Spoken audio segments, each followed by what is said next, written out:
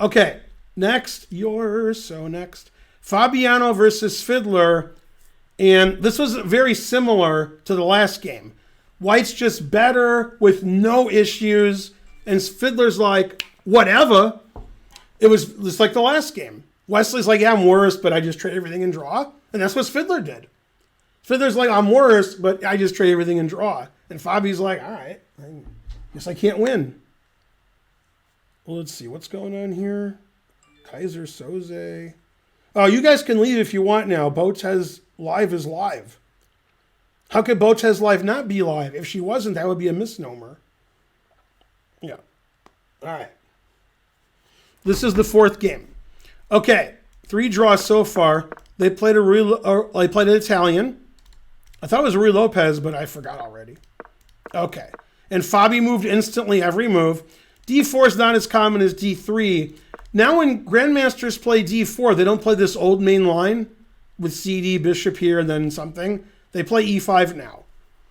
So for the last 10, 15 years, if two GMs are playing, it's likely they'll go here. What's funny is the old mainline pawn sacrifice, you'll never see that. Okay? You might see this draw. This happens, if this happens a lot. Check here. This draw. And if black doesn't want to draw, black can play knight CE7 and play for a win, although white's better here. But if white wants to win this position, don't play queen B3, just castle. I actually had a student that played this for a win. This was like his main line. And his opponents didn't know that move because they only knew queen B3. Okay, and then Aronian likes to play knight takes E4 here and go into this variation.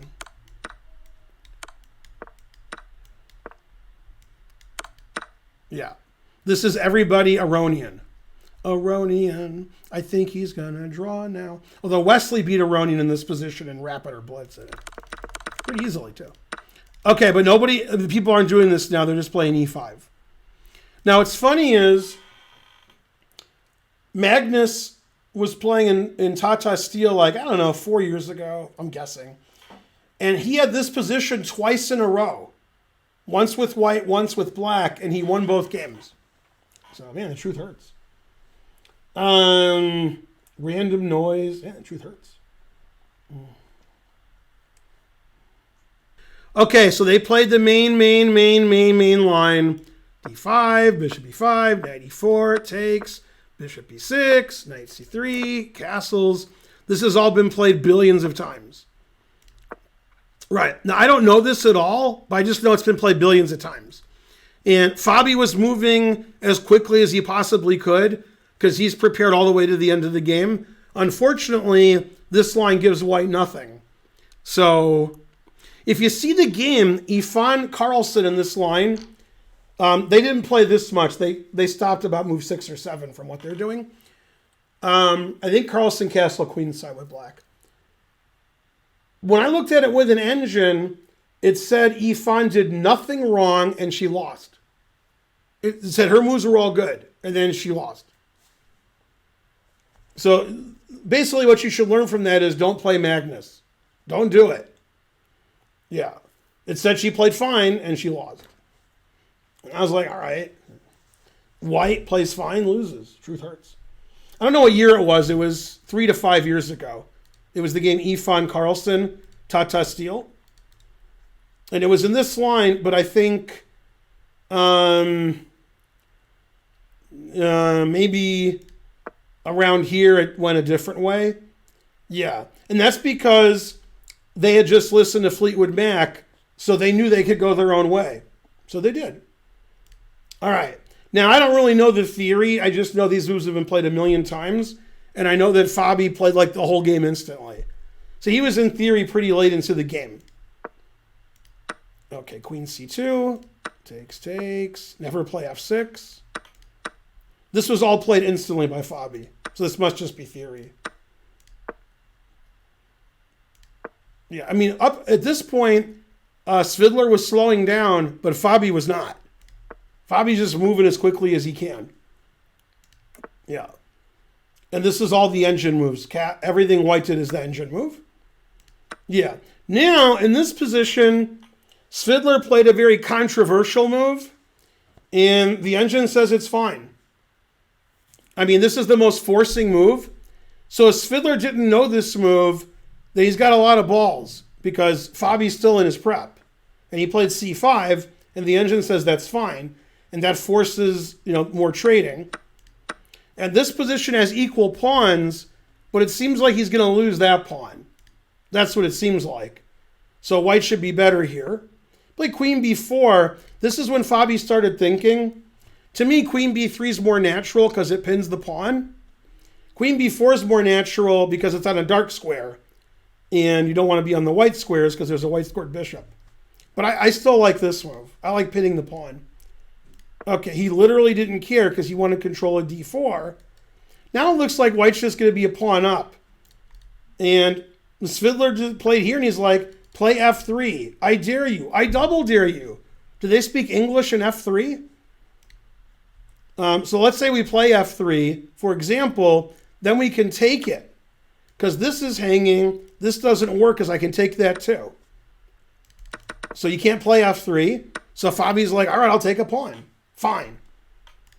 And the thing is, since black has a mild initiative here, and black can also double up on the bubble up, this is just a draw. It's just equal.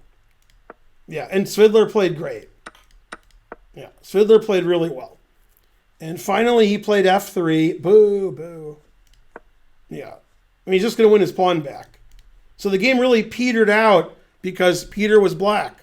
So it petered out. That's a Saruman joke, sorry. Yeah, and then nothing happened. They're just boring.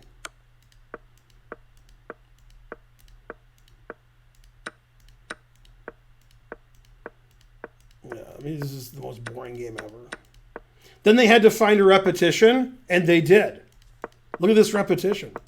Yeah, and both players were so good, they drew by reputation. So Caruana prepares 1,000 moves. He's slightly better, and then Svidler just draws easily. Very much like so. And the thing is, even though Svidler had a really bad first 5 rounds, he's still Peter Svidler. And if he just plays like himself, then, he's going to win and draw all of his games.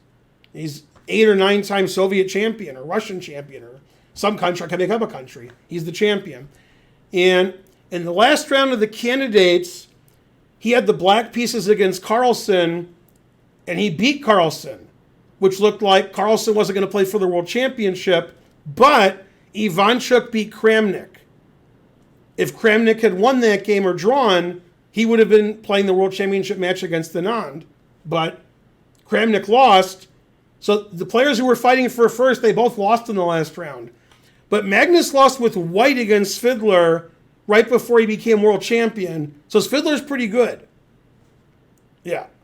And he just made that like a really easy draw, traded everything just like Wesley, and white had like no winning chances. The engine's like, white's a little better, and Svidler's like, won the Russian championship before you were born. And Svidler is a lot older than Fabi. God damn. He's probably like 17 years older. The first time I met Svidler, the first time ever I saw Svidler's face, was in Groningen before you were born, and I lost a game to Frolov, Arthur Frolov. Yeah, Arthur Frolov. And we're analyzing it. Frolov's like, I'm winning and you're playing like an idiot. And Svidler was there defending me. Svidler's like, no, this is fine for Feingold and so forth. And he was my only defender. Because Frolov was just like, I'm winning and every move you made was terrible. I'm winning on move 7. And I'm like, what? Frolov was crazy. I eventually lost because I got outplayed, but I was equal the first 20 moves. You could probably find that game on the internets. Frolov, Feingold. Either 88, 89, or 90. No, it wouldn't be... Well, it could be 88. Probably not. 89 or 90. Possibly 91. Possibly. Yeah, Frolov, Feingold. Yeah, I got squeezed that game. He told me everything I did was wrong, and I'm like, what? And Svidler's like, frankly, ridiculous.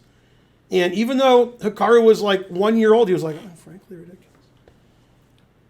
That's right, the Hearthstone player, Peter Svidler, and the cricket player. He's also pretty good at chess. Yeah. Frolov. Yeah, Frolov. Yeah. Svidler was 2,700 before you were born. Yeah. This was so long ago, Svidler was like barely better than me. But he was better than me, but it was close.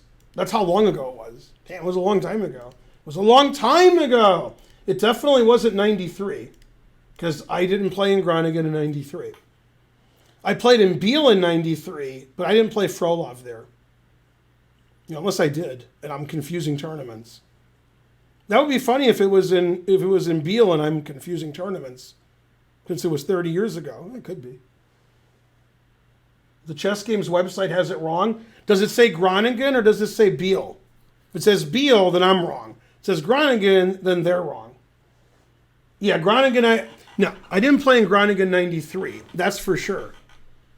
Oh, wait a minute. I did play in Groningen in 93. Because I moved back to the U.S. in July of 92. Or maybe June? July? June. And I forgot I went to Groningen. I forgot I flew to Groningen. That's right. I forgot about that. I forgot about Dre, too. And I think that was the tournament where they had the candidates, that the interzonal tournament going on at the same time, which Michael Adams won. Yeah, it was Groningen 93. Damn. I can't believe Chess Games knows more about me than I do. I forgot that I went to Groningen after I moved back to the U.S. I had the Sanford Fellowship, so I could, travel. Yeah. I didn't know I played in Groningen in 93. Man, Chess Games is often wrong. Not never wrong.